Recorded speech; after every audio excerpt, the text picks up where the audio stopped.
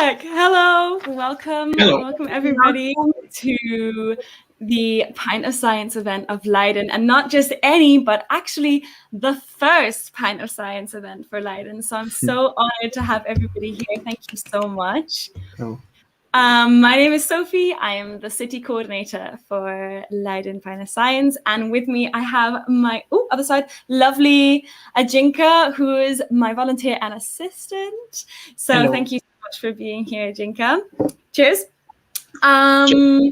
Today we have two great speakers, and I'm super excited about them. Our first speaker is John. He is a political sciences graduate from Leiden University and is currently based in Madrid. He's currently working as an international politics analyst at El Orden Mundial, which is one of the largest international affairs specialist publications published in Spanish. And then our second speaker of this evening is Diego. Welcome, Diego. Diego is a chemical engineer from Spain who is currently working as a Marie Curie Fellow in Delft on the production of biopolymeric materials. So our first presentation will be more political science and visual methods based, and I'm sure John has more to tell you about that. And our second presentation will be talking a bit more about what we can learn from nature and how that can result in bio-based materials for a variety of applications. And without anything left to say, John, take the stage. The floor is yours. Thank you very much, Sophie. So, hello everyone. My name, as Sophie said, is John Baldwin Quintanilla, and I'm here to talk about the study of video games in the field of political science and the use of audiovisual methods in social sciences in general, and more specifically in political science. While I feel a bit like this right now, I would like to start talking a bit about myself and my work. So, as I have already said, my name is John, and I currently work as a policy analyst for a big Spanish publication called El Orden Mundial, as Sophia said. I wrote a master thesis last year that's called Some Attention about the role of absence, silence, and impossibility in the reproduction of ideology and hegemonic worldviews in video games. Throughout my research, I employed audiovisual methods and directed a documentary that works both as a standalone film and the research method used for the thesis. Hegemony, ideology, audiovisual methods. There's a chance that all this sounds a little bit nonsense to you. So hopefully by the end of this, I will help you understand a little bit more about it and introduce you to my world, or my academic world. Over the course of these 20 minutes, I will try to answer two questions. Why is relevant to study video games from the field of political science? And why is relevant and useful to consider filmmaking as a valid and necessary method in social sciences? So let's start with video games. When I started researching the topic, I became interested with the concept of reality. What is reality in video games? We often hear that video games are realistic or unrealistic. This took me to answer a very difficult question. What is reality? I came to the conclusion that reality is in essence an epistemological nightmare. What do I mean with this? That it's hard, if not impossible, to claim that what we perceive, what I perceive as reality is actually reality. How do we know that reality is reality? Can we even consider something as objective reality? In this never-ending quest, I figure out that at least in mainstream war video games, realism focused on accurate representations of technology for a realistic environment and pretty accurate representation of other sensible things such as gravity or sounds. What do I mean with this? That things, the environment, look real. As you may see here in the image, the house looks real or realistic. The cars look realistic. That there's shadows, and the shadows work as we expect them to work in real life. That when you shoot, your gun, it makes a bang sound, the sound you expect the gun to make in real life. That when you fall or you drop something, this has this speed and pull towards the ground that you expect it to have based on your own experience in the real world. So you might be thinking, okay, cool. You figure out what realistic means when referring to video games, but what the hell has this to do with international politics? Here's where two of my good friends come into the scene: ideology and hegemony.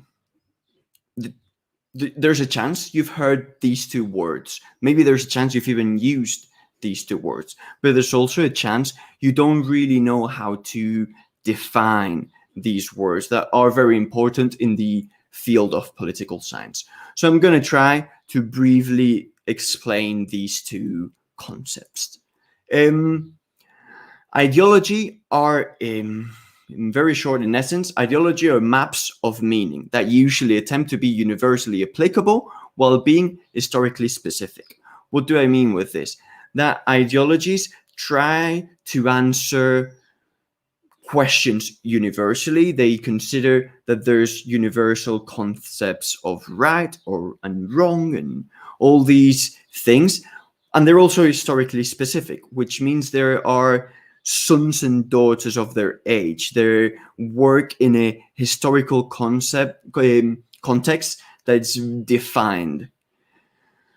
In essence, ideologies are a combination of ideas, meanings, and practices. It's sometimes compared to a pair of colored sunglasses that shape and distort objective reality so that we can make sense of it.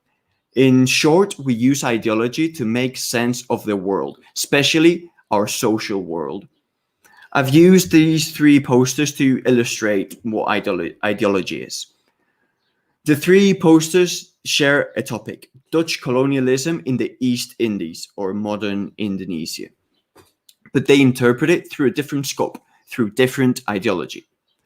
The first poster says, the Indies must be free, work and fight for it.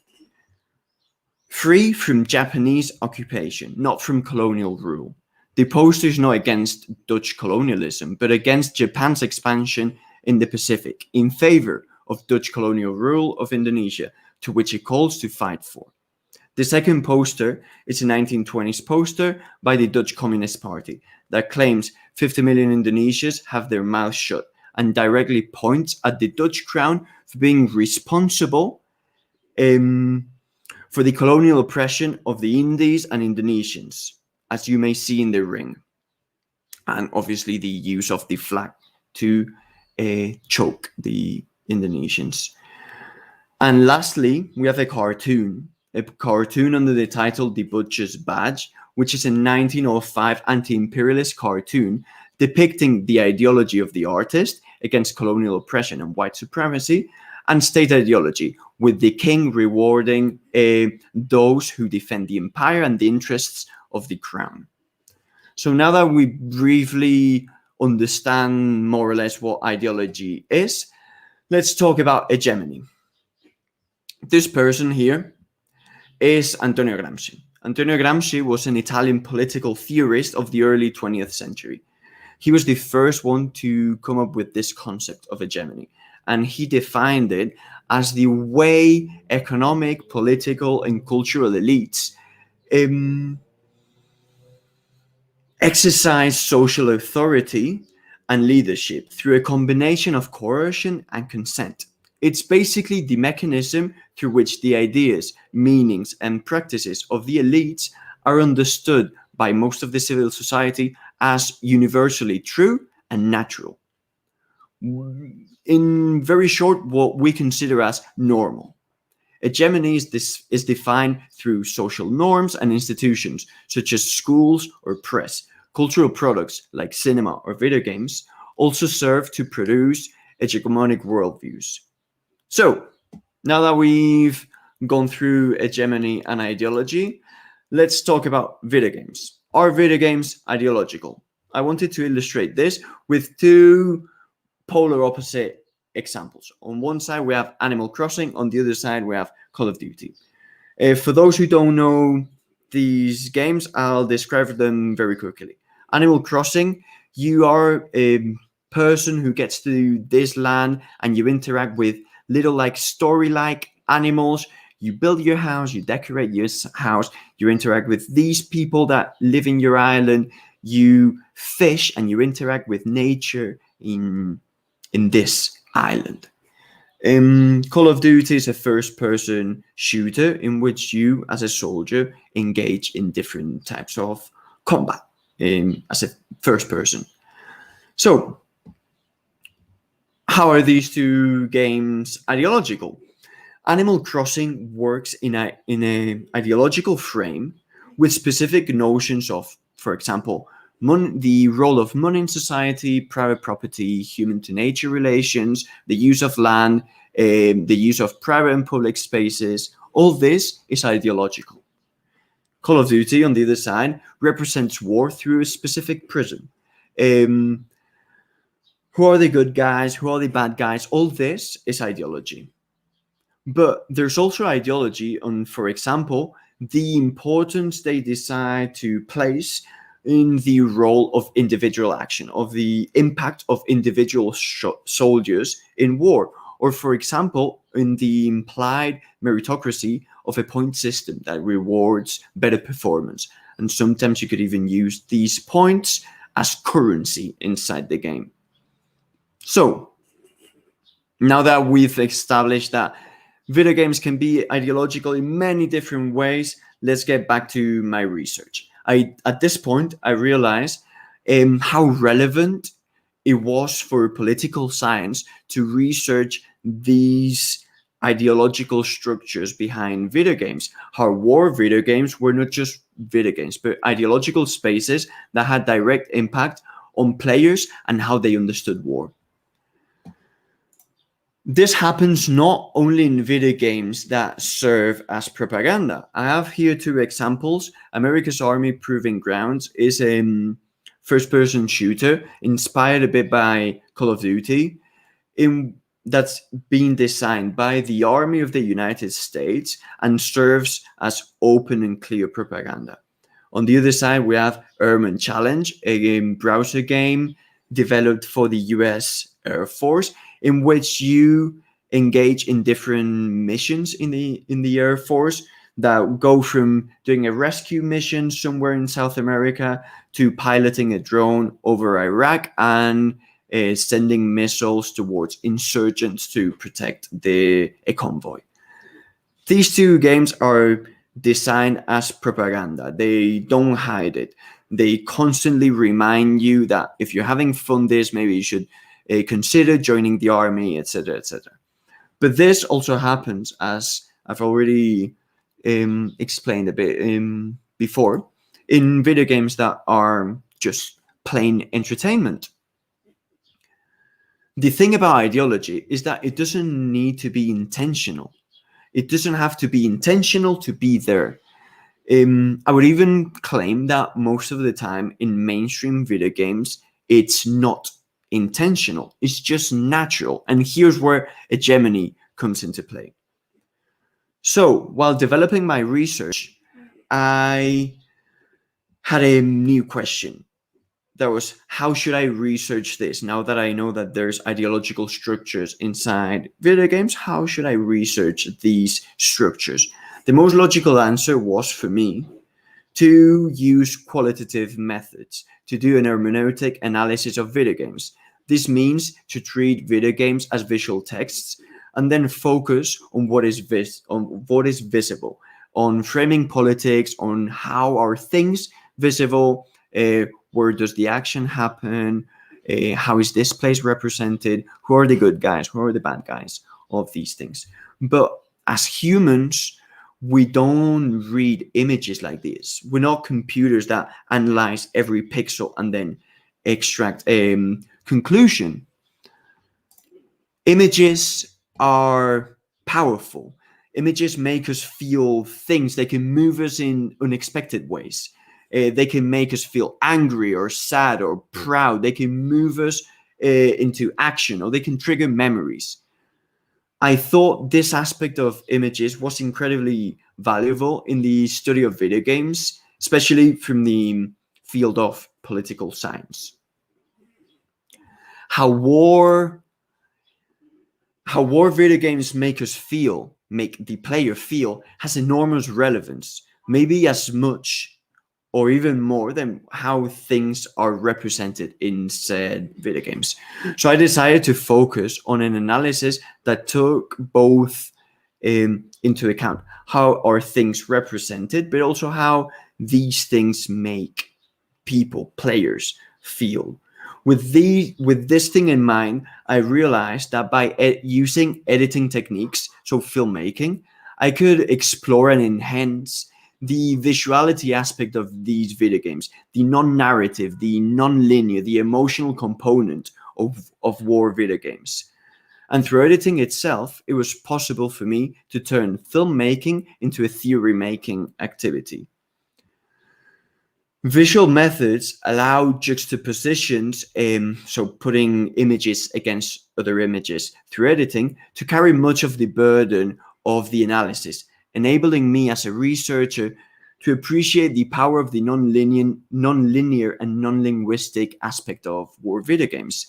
My research focused on playing video games, interviewing members of the military, and then playing these video games with members of the military, trying to compare these experiences, trying to see how these video games triggered emotions and memories in people who had engaged in real combat and war. The result of this is my film Death is Silent. And that's pretty much my presentation. To summarize, I wanted just to point out a couple ideas.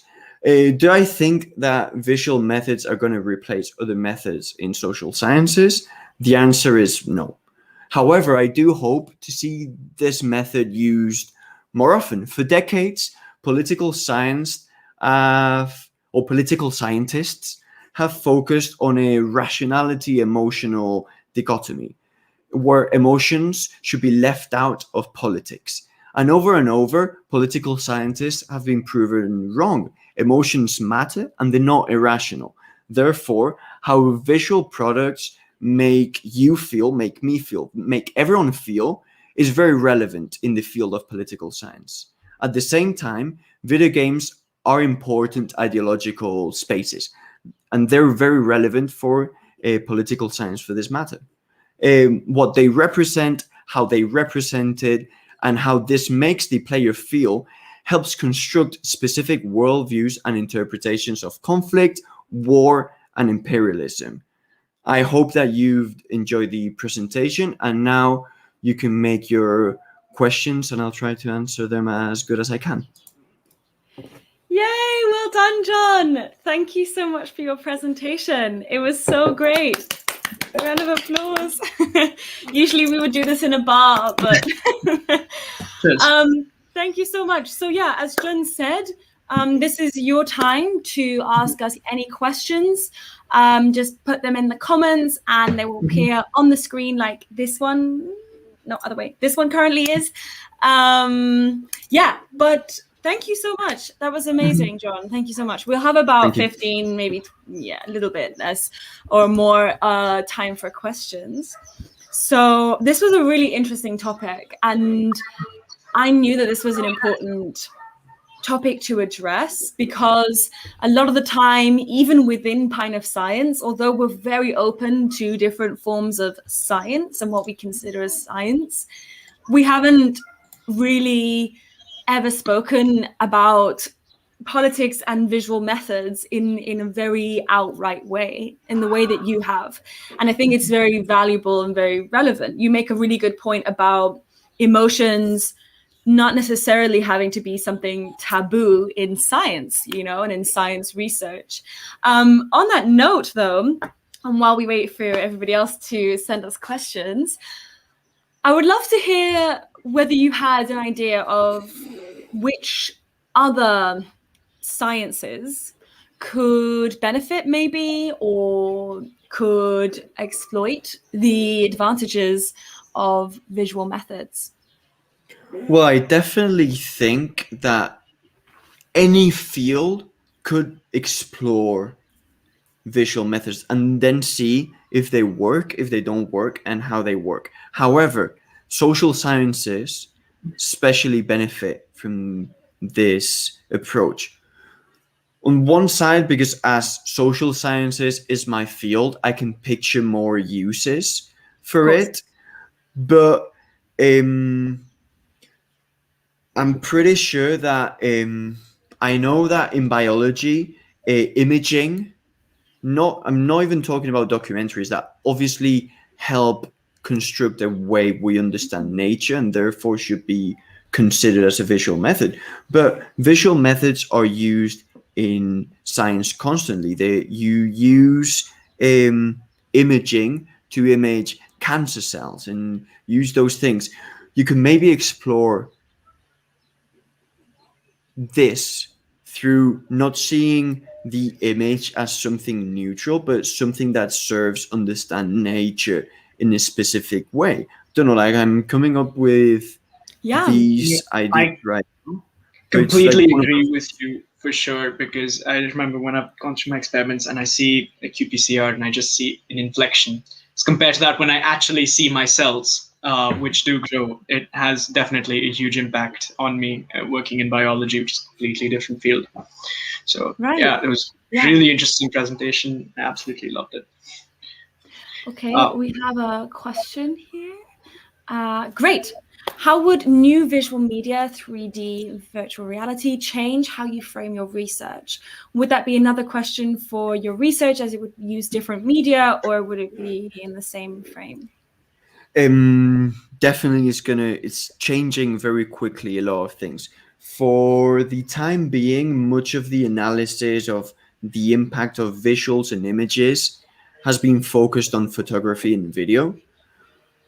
These new technologies offer new spaces. I remember this research in which a researcher, I don't remember the name, experimented on how VR could be used, um, how VR could be used as what they call serious games, which is using video games for serious things. In this case, was using video games to treat soldiers who were suffering from PTSD by recreating their experiences in VR as a video game, and they spoke with a psychologist with these VR glasses explaining we're driving here and this thing exploded and this happened and that happened. So this opens a new space of possibility. We can go even more topic or this topic futuristic about how as these VR spaces get better and better, how do they substitute reality? And you start making philosophical questions again about what's reality. What if you live mostly in these virtual spaces? Do those spaces become reality? So it's definitely going to open a lot of it's technology is leading to us, is enabling us to ask these new questions, definitely. Yeah. And I mean, on top of that, instead of maybe making a documentary, you could have, although, and I have seen your documentary, although your documentary is very emotional and thought-provoking in itself, and that is impressive given that it's a screen and, you know, me watching, it's still not me actually experiencing it in my reality here, in my physical world. Whereas I feel like VR might even bridge that. So if that were something that were as accessible for you, maybe you could have made a documentary video virtual reality format where the viewer would have actually been going along that journey with you through discovering reality and addressing all these really important topics, and could be doing the research with you. You know what I mean? Because you were saying that's your methodology. We have another question from Pablo. Could video games become a tool of soft power as relevant or close in relevance to cinema? Very good question. Thank you, Pablo. I would confidently say that while it's very difficult to quantify this, I would say that today video games are a more relevant tool of soft power than cinema today in 2021. The way mainstream video games have helped the post 9/11 society, especially teenagers and young adults, to understand their world and the use of a war and violence and imperial aggression and all these things that you see in video games. It's extremely relevant. So much so that, as I've already said, the American army uses this. They use their own video games as a way of promoting their action. This is not exclusive from the US Army. You can find video games from Hezbollah. You can find mods from ISIS in which you can play GTA as an ISIS terrorist. You can find this from Palestinian groups that try to portray Palestinian reality through video games. Iran has a first-person shooter that's quite fun to play. Russia develops video games all the time. China has loads of video games out there. So definitely is a very important soft power tool. I think the limits of the medium are still very far away, and all these powers are fighting towards it. Now that more and more people have access to a PC or a console, these things are going to emerge more and more, definitely. Right. Yeah, definitely. It's super interesting. I don't know if Diego or Jinka, if you guys are avid gamers or if you've experienced anything alike, but I personally have never really thought about the kind of subliminal messages that come through when I'm playing a video game. You know, it's a leisure activity, but it's one that was created by someone who undeniably has some sort of ideological perspective. So at some point there will be something that comes through, right? Yeah. Before we went on to Diego, I always point out this. I'm not against video games. I play them all the time. Is like, I know sometimes it sounds like I'm against this. They're evil. You shouldn't play them. Not at all. I play video games almost every day. Not every day, but every couple of days. And I'm comfortable. Not always war video games, but I play video games. They're not bad per se.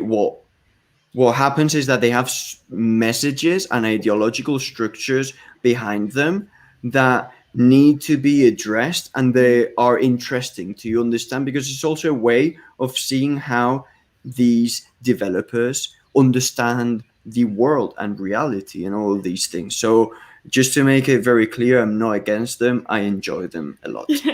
That's a lovely disclaimer, John. I'm sure we all believe. It was pretty central to your talk. You can't really separate looking at something and the emotional aspect of it the same way you can't separate a video game. A video game is a thing. It's not good or evil, and you can't really separate it from its political message, but it's still there because that's based on the people who created the game, right? Yeah. Okay, well, from political sciences, we're now going to be moving into something that's a little bit closer to my field of science, but still very far away. Diego, thank you so much for being here today. You are one of our first speakers, and I'm so grateful. Yeah, without further ado, Diego, the stage is yours. Yeah, thank you. First, thanks for inviting me to participate in this festival. I'm very happy that I can participate in the Pint of Science, though it is not as I would expect it to participate. I was hoping to participate in a bar, but yeah, reality imposes some restrictions. So let's try to do it online and see how it goes. So I'm going to be talking about a slightly different topic from what Jan presented. I'm going to be talking about how we can learn from nature to create new materials. I think that we as a society, we are facing a lot of crucial challenges. So nowadays everything is shadowed by the pandemic, but we still have a lot of other challenges that we need to address, like how are we going to build the infrastructure in the future? How are we going to provide energy to a growing world population? How are we going to provide food or clean water? How are we going to take care of the health of people? And the way we address all those challenges, I think it's going to be ultimately related in most of the cases to what materials we use to tackle those challenges.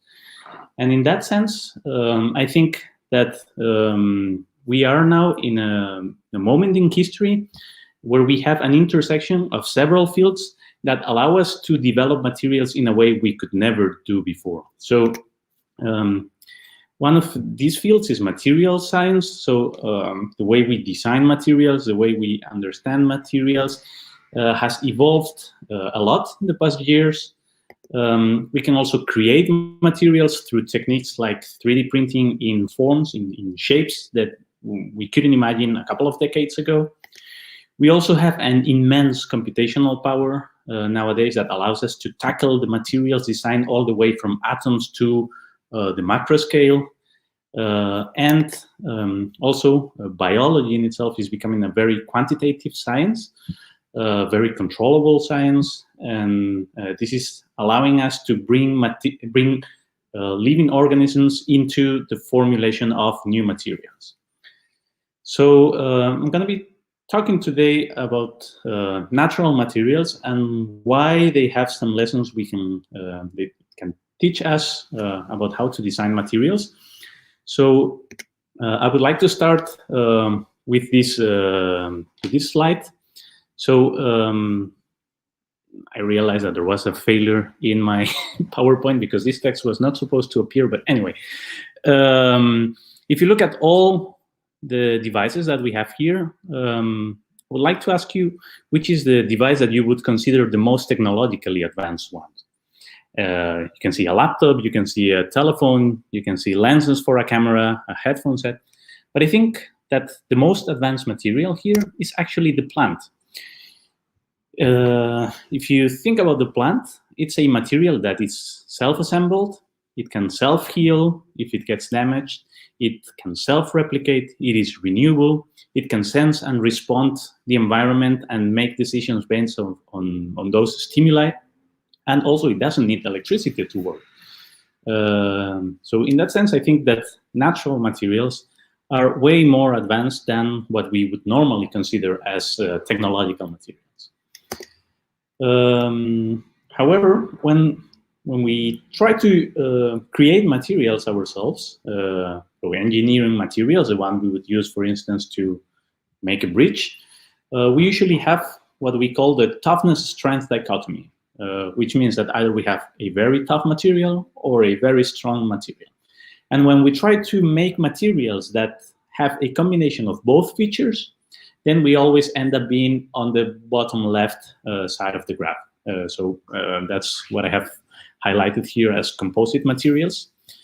In contrast, natural materials tend to display a very nice combination of toughness and strength. So it would be great if we can learn how nature does it so that we could move our man-made materials into the area of toughness and strength that natural materials display. Now, I'm not going to be showing a lot of technical data in this presentation, but I promise this is the only slide. But you have a similar graph to the one that I was showing in the slide before. So here I'm again plotting toughness versus strength. And if you look at the top right corner of the graph, you will see that there are a lot of natural materials there. We have soft tissue like our skin, our muscles. We have shells from mollusks. We have bamboo. We have bone. In contrast, a lot of engineering, a lot of technical materials, they are on the bottom left corner of the graph. So they have a worse combination of toughness and strength. And just to give you a numerical example, I took here this graph from a paper, and I would like to highlight the properties of silk, the silk that spiders do, and compare it with steel, the typical engineering material that we use for infrastructure. If you look in terms of how strong they are not that different, but the silk surpasses the properties of steel by several orders of magnitude when we analyze extensibility or the toughness of the material. But the most surprising thing is not only that the properties are better, but also that in order to make steel, as we use it in our infrastructure, we need to use high temperatures or high pressures. The material is made by very strong covalent bonds. And when we think about silk, silk is made at room temperature by a spider, so no high pressure, no high temperature, no harsh chemicals to produce it. So it is not only amazing the properties of some of the natural materials by themselves, but also how they are made compared to our manufacturing methods for producing our engineering materials.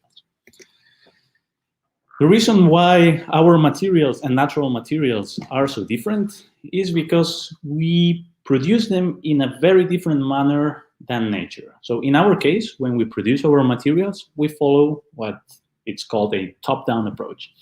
So we find a mine or find a natural resource and we extract it. No? So I'm plotting here two examples. One is limestone and the other one is wood. So you see that we extract it, we reduce its size, we shape it in a specific form, and then we use that to create structures.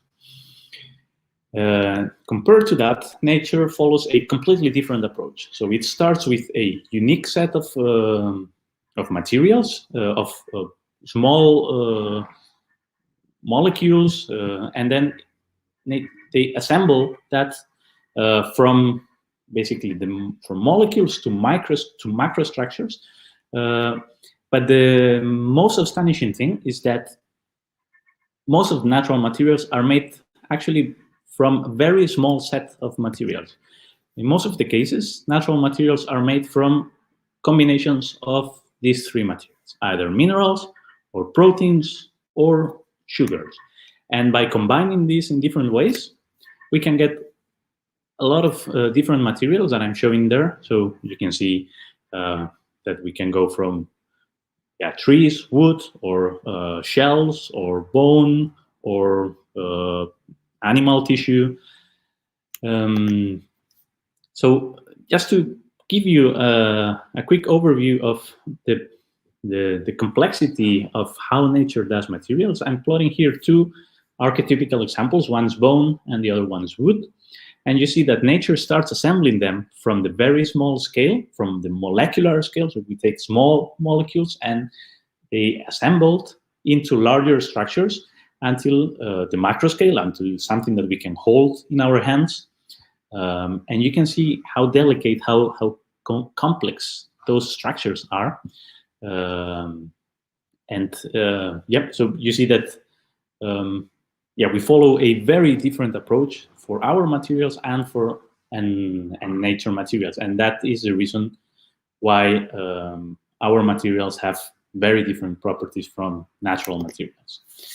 Now, the work that I do is mostly focused on protein-based materials, so materials that are made, most of its mass is made out of proteins.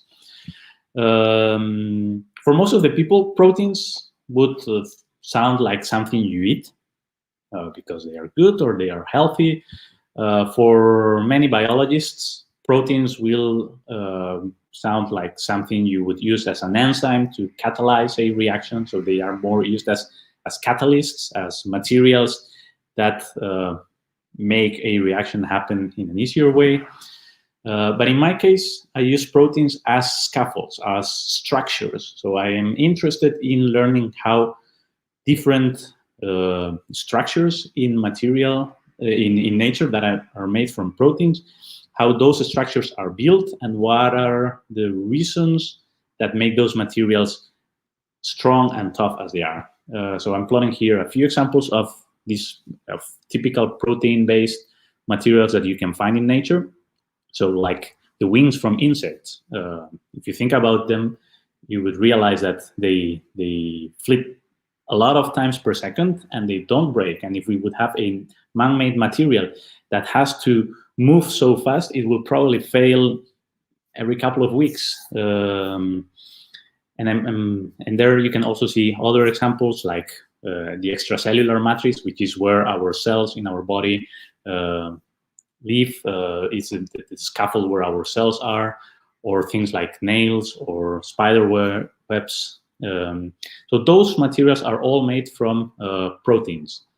And the reason why they are as interesting as I find them is because proteins have, at the nanoscale, very interesting shapes. And I'm showing here a few of them. So some types of helices or sheets of straight chains. And these features are what make protein materials display the mechanical properties they have compared to engineering materials. Also, if you think about polymers, so for me, basically, proteins are like polymers. So I consider them as polymers that we can use to create materials, but they are very different from synthetic polymers. So if you think about a synthetic polymer, these are usually produced from in a what we call a polymerization reaction. So we have like the building blocks of those polymers, and then they react in a very difficult to control manner, and then we end up having our polymer chains. So in the end, what we have is a kind of a mixture of chains that looks like cooked spaghetti, and because of the difficulty in controlling the way we produce them, some chains are going to be shorter, some chains are going to be longer. The sequence of each of the chains might be different. In contrast, when we think about proteins, those proteins are produced following some instructions that we have in DNA, and therefore the sequence is going to be defined by DNA. So the sequence is always going to be the same for a specific protein. That means that not only the sequence is going to be the same, but also the length of the material is going to be the same. And then, as I said before, these proteins will be able to display some microscopic features that will give rise to very interesting mechanical properties that we can use to our advantage for some of the applications that I mentioned at the beginning, like infrastructure or engineering or healthcare. Now, you might think, well, it is very complicated to go to nature and start harvesting spider silk, right? Well, that's true. So we are not going to start mining spider silk from nature, but luckily biology has evolved to a point in which we can actually take chunks of DNA that encode for specific proteins. So DNA that contains instructions to create those protein polymers.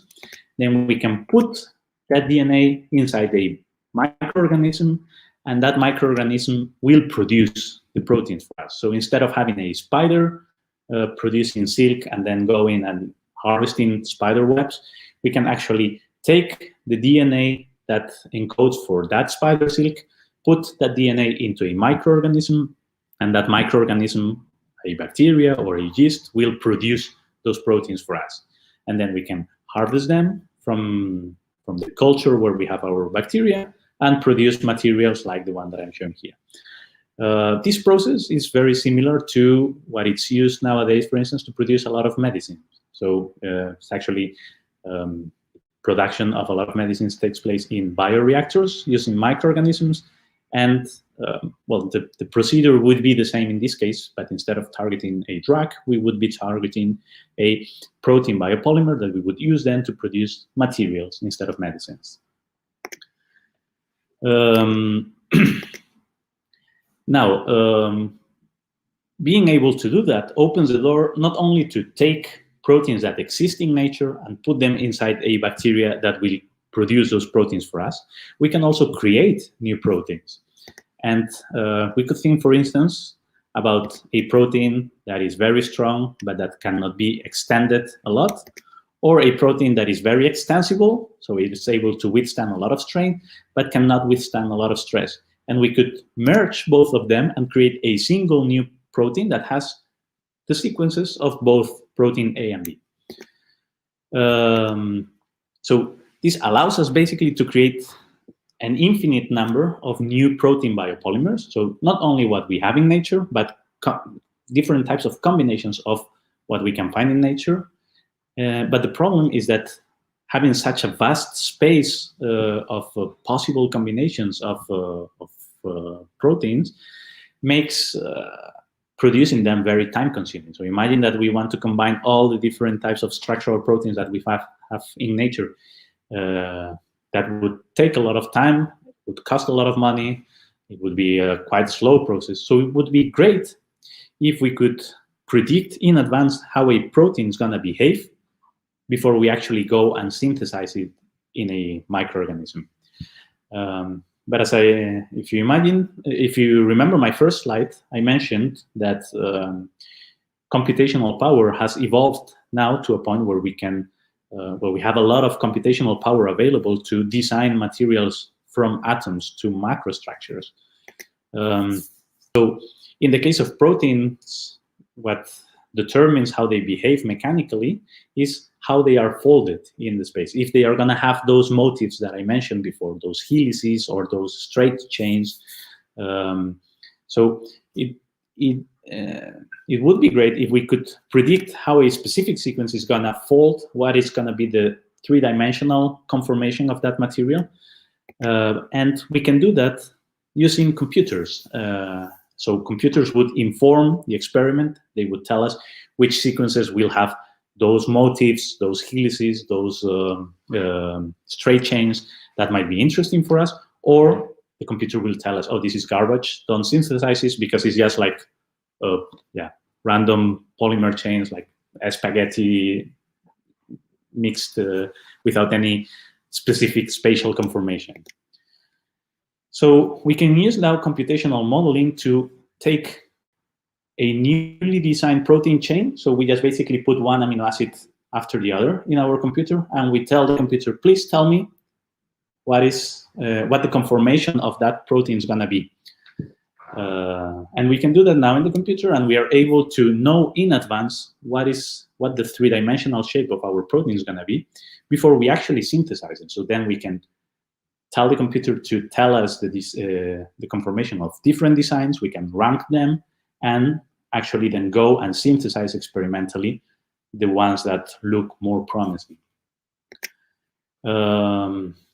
But the way we can create these materials does not only benefit from the high computational power that we have available now, but I also mentioned at the very beginning that we can also create materials with shapes that we could never a couple of decades ago. And this is thanks to the advance of techniques like 3D printing. So we can now create very complex structures, whereas before we could just create films or blocks of materials. And I'm plotting here I'm showing here two examples of materials that have been 3D printed from proteins. One is a heart that is made out of collagen, and this is a scaffold made of silk and elastin to grow cells. So you can see that we can create now very complex structures from our proteins and then use these materials for different kinds of applications. And the last thing that I mentioned at the very beginning that is allowing us to make materials in ways we could never dream of a couple of decades ago is the incorporation of living materials into living organisms into materials. So life sciences are becoming now much more controllable than they used to, much more quantitative than they used to be. And this allows us to bring microorganisms into the formulation of materials and basically embed those microorganisms in our material and program those microorganisms so that they are able to perform specific functions in our material, or actually even maybe grow the material. And I think this is a very nice illustration that exemplifies how nature is able to create a tree from a very small seed. And it would be great if we, as material scientists, we could take a cell and put all the instructions in that cell so that it's able to create a engineering material, a microscopic, a large-scale engineering material. So this brings me to the conclusion of the presentation. So I hope that with this very brief presentation, I have managed to convince you that when you look at a natural material, you shouldn't look at it as something very simple or something that is not technologically advanced, but instead that you look at it as something that we can use to learn a lot and that can help us to create new materials, and that can give us inspiration to engineer new materials. So this brings me to the end of the presentation, and now, if there are any questions, I would be more than happy to try to answer them. Thank you so much. Yeah. Thank you so much. Especially when it comes to using molecular biology, when it comes to using bacteria especially. I know because that hits real too close to home when I'm working in the lab. I actually, if there's no question from the crowd right away, I would like to ask a question. Go ahead. Yeah. So, what do you see as the next step for this? Because one of the things that came to me directly when you were talking about this is using it for, say, organ transplants or xenografts. Or do you think when we go ahead for one thing which is as specific or diverse, there's too many variables involved and there has to be much more research to go in there? Conversely, I thought of something extremely dystopian as well, because if we had the possibility of making building blocks just at a simple level, maybe even just synthesizing chloroplasts or creating stronger cyanobacteria, do you think we would not need to rely on nature for oxygen or something? Whoa. Well, as with many fields of research, I think that it can be actually, so what we do with it can be actually very beneficial or very damaging. So those scenarios that you're describing could be perfectly possible. I mean, I don't see that happening anytime near in the future, but it could happen. But yeah, I think that it is important not only that we push technology, but also that we develop standards from an ethical perspective on how are we going to use this for. No, it's like the same thing as with CRISPR editing and the CRISPR babies. So you could do a lot of things, but you really have to think if you want to do those things. Yeah, there's another question in the chat from Taichi about the limitations of making these polymers. And I think this is kind of tying in with the question that I had for you. Limitations, barriers, boundaries. I mean, how abstract can we look when it comes to this? What are kind of the large scale implications from this? So, I mean, one of the main challenges is cost, definitely. No? So, like how expensive it is to produce these materials, because you produce that in let's say a bacterial broth. You have a fermentation soup where your protein is, and then you have to purify it. But you just want to get out of that soup a single molecule, or a single protein, and you have to separate it from all the rest of crap that you have there. So that is an expensive thing to do. Yeah. So yeah, that's definitely a challenge. Although there's been some progress, and especially depending on which protein you try to purify, it might be actually quite easy to purify it. But then, this needs that a lot of different fields come together. No? So not only how you purify the protein, but how you also genetically edit the microorganism so that it dedicates all the resources that it has to produce that protein, and it doesn't waste resources on other things. But cost is definitely I think the main barrier. And then definitely there are no standards. No, this is a field that is not standardized. So how you characterize the materials, how you define if a material is safe to use for food or for medicine. That's definitely that's a challenge. But if you think about, like, for instance, there are, probably have heard of companies trying to create plant-based meat. So in the end, meat are cells that grow in a scaffold of, for instance, you could use like collagen proteins to create scaffolds for these cells to grow. But producing them might cost a lot. But also, if we are used to seeing all these reports that say, oh, like a hamburger costs so much liters of water, so much electricity, so much nutrients. So in the end, you have to make the balance, and it might be that it is not that expensive to produce them compared to the traditional methods. Definitely. Well, I'm very excited to see where this goes. I mean, who knows, maybe one day we'll be wearing clothes that are actually living, and, when we're tired of fast fashion, as it were, we can just give it back to nature. It's sustainability. It raises a lot of really interesting questions, and it's so great that we had both of you on today. So I think there's such a clear link between the two of you, with the political implications, and you were already mentioning the morals of this, but then also going from a really small scale to a really larger scale. And the way that we're doing this now is we're educating everybody through visual methods about very different topics.